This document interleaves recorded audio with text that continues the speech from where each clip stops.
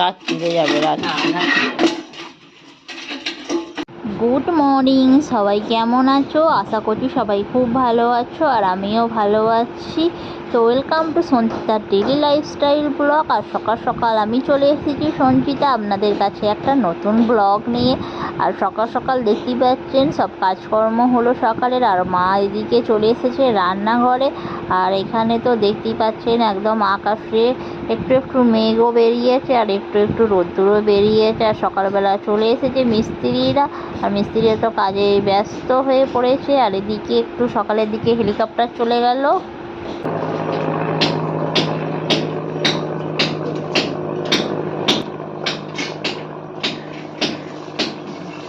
হয়ে গেল।